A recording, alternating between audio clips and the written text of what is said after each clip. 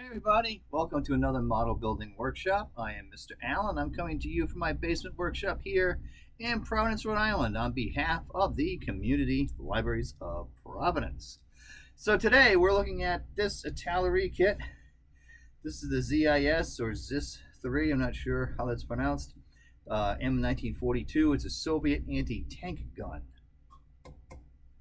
There's a nice photo of it in action. Nice little diorama picture there. So I really enjoy this write-up. It's on the side of the box here from Italeri. Okay, so it says 76.2 millimeter anti-tank gun. The German army captured more than 1,300 of these Russian guns. After slight modifications, the Germans used them extensively. Box includes 3 soldiers.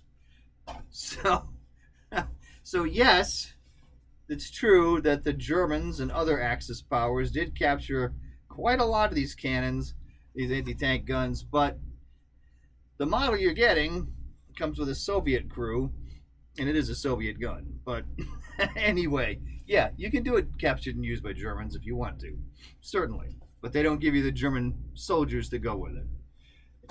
In fact, let me see. I'm probably not going to use the Russian troops either. The guns here, I got to give you a close-up because I kind of realize it doesn't show well because it is kind of a small kit. This is an old Italeri kit, and I'll give you an idea. The figures are... Italeri's figures just not really great. I mean, they might have been good in the 1970s, but they make great model kits, in my opinion. A lot of people have mixed feelings on Italeri. I grew up with them. I enjoy them. I still think they make a decent model kit today. But again, their figures have always been a little on the side, in my opinion.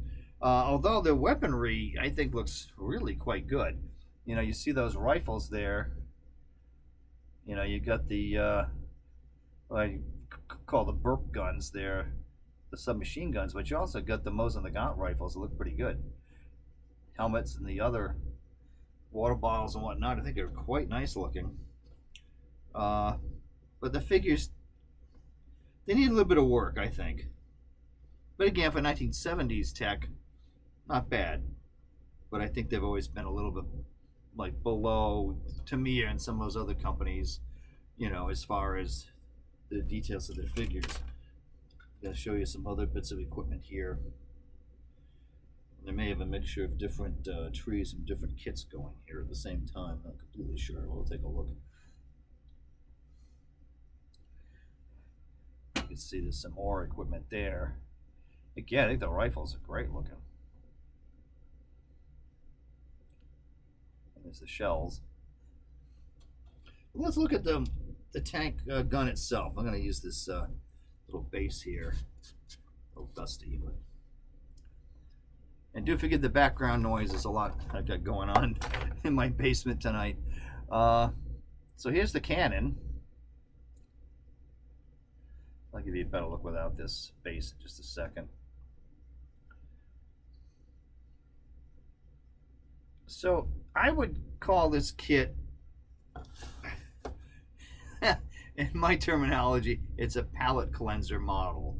So I build a lot of tanks, I build aircraft, occasionally I'll do a car. Cars to me are palette cleansers also. Things that kind of break up working on these really heavy projects. Because sometimes a gun like this can be a fun little thing to do as a side thing just to kind of clear your head. Although some model kits of cannon can be full of little fiddly bits that can drive you out of your mind, but I didn't find this to be too bad, although trying to position these trailing legs here could be challenging. I left them flexible. I mean, it's not in towed position, it's in firing position, but still. Oh, I do see a gap on the top here I gotta fix. Oh dear, yeah. Don't know why I didn't spot that before.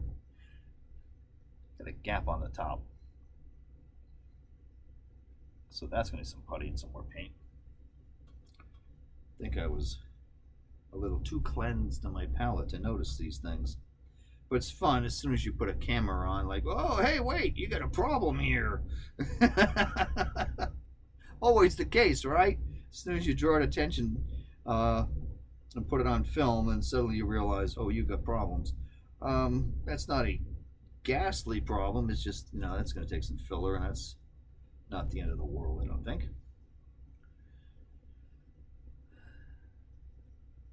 Trying to see, yeah, there's some, or there were some ejector pin marks, which I cleaned up, though there is an Italeri logo. I don't know if you're going to be able to see that. I don't think so. There's a logo for the company on the bottom plate there. Which I don't think the Soviet one had. Yeah, so there are some teeny tiny parts here and some fun details that you can try to pick up with a paintbrush. Some of the guide teeth and so forth there and whatnot. Trying to get this thing recoils. No, this does not move. Sometimes you get a gun that actually will recoil. This one's kind of glued into position here. The tires could have better detail. They're not bad. The could be more tread on the outside. Although the sides are pretty good because they do have some writing on them. This one needs some dull coat and some other touch-ups before I'm done with it. Of course, like I said, now that I notice I've got that gap to fill. So my job is not quite done. So we're going to look at some of the instruction sheets. Yeah, I printed these out of ScaleMates. A little easier for you to see. Yeah, so it looks like this had just the two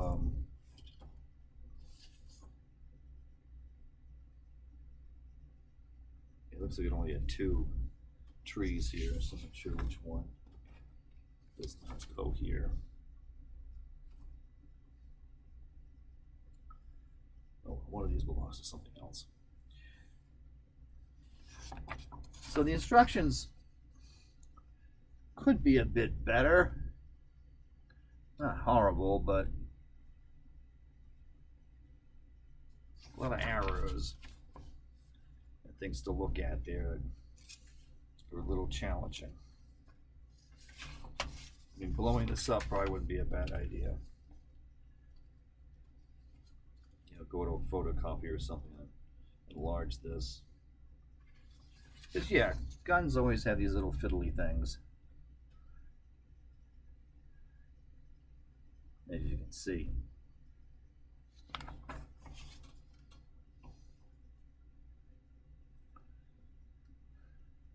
That tells you here you can do either firing or towing position, depending on how you set those legs up. These trailing legs here on the back. So there's not a lot of pieces to this gun, but there is. You really need to be awake when you build this because of the tiny parts and the detail. And there's your crew, which again are not the best figures. And then the painting guide is a little odd. And what do I mean by odd? Well, it gives you a list of 3 colors,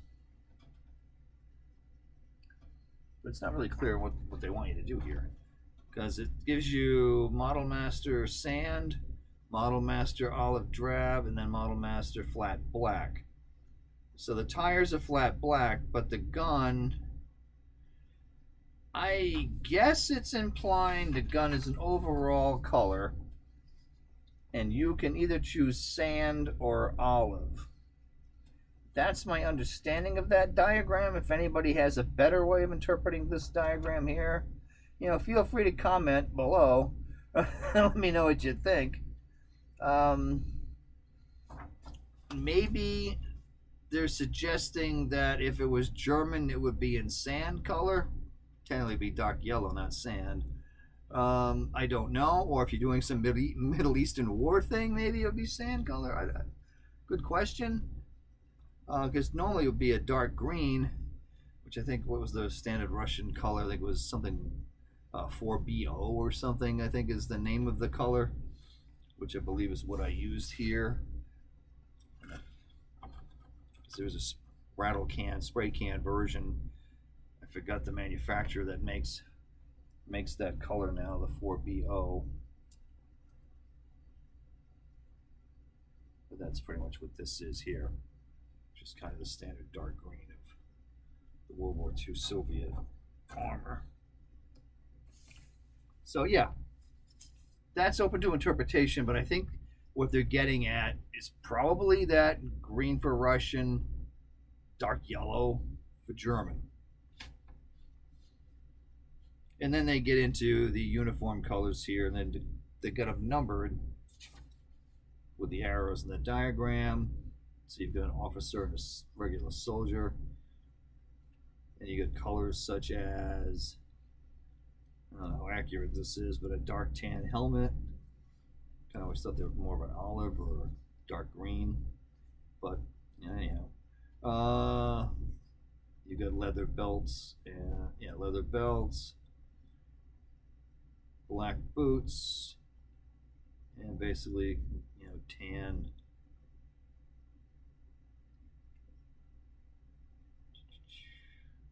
Tan equipment. Anyway, you can certainly look up and get some better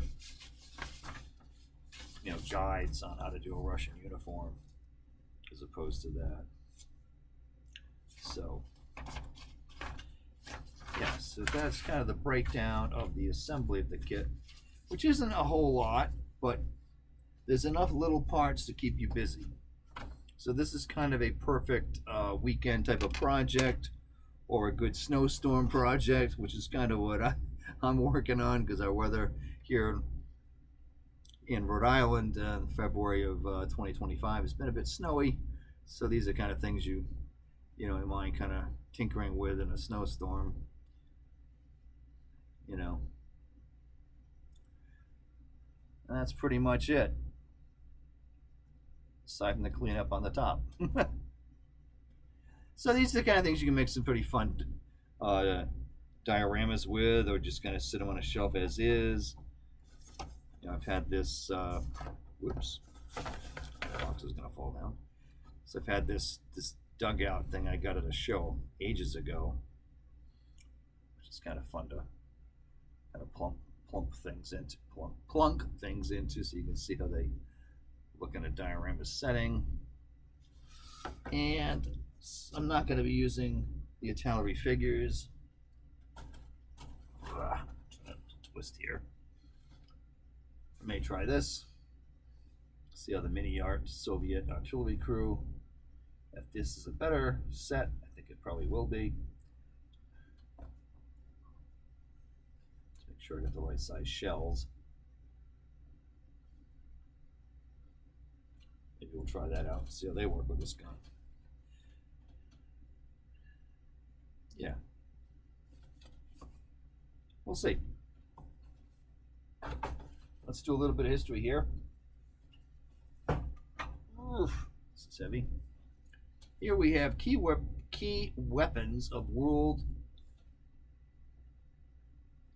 Let's try that again. I'm reading ahead of myself. I think I've had too much caffeine today.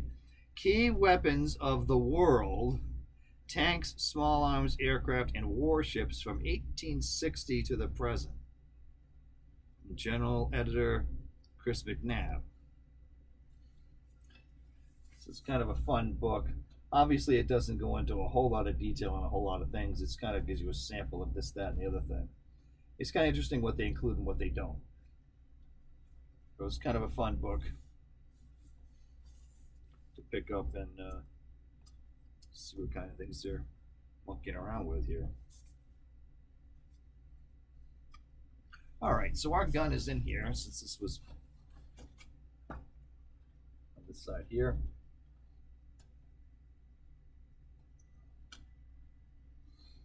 Since this was a pretty important gun in the Second World War, makes sense it's in the book. So 76.2 millimeter divisional gun, M 1942, ZIS, I guess, 3. It says 1943, but it's somewhere between 1942 43, depending, I guess, here.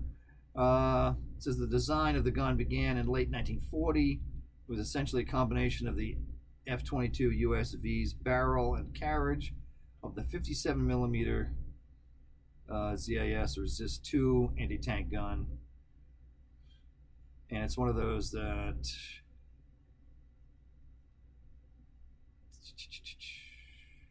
they showed it to Stalin. He was deeply impressed and thought it was a masterpiece of artillery systems design. Production began in early 1942. And this became like a high priority weapon, and 103,000 were completed by the end of the war in 1945. It says rate of fire for a fast firing gun, maximum possible rate of 25 rounds per minute, if that was possible. Breech was semi-automatic vertical sliding wedge type.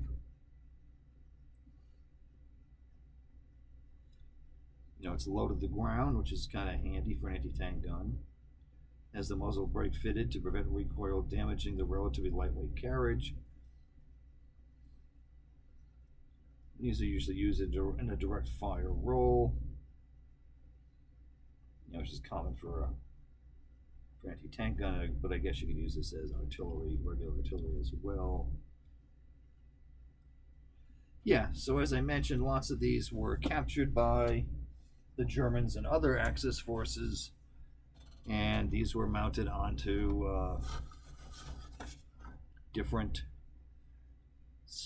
to make different self-propelled guns and different obsolete tank chassis. So there's a number of different mortar types that use these things, and that includes some variants used by the Romanians as well that did a couple of self-propelled guns also using this cannon. So not just Germany. Okay, so that's a look at the ZIS-3 M42 Soviet anti-tank gun by Italeri. And we'll see you next time on the next model building workshop. Keep on building.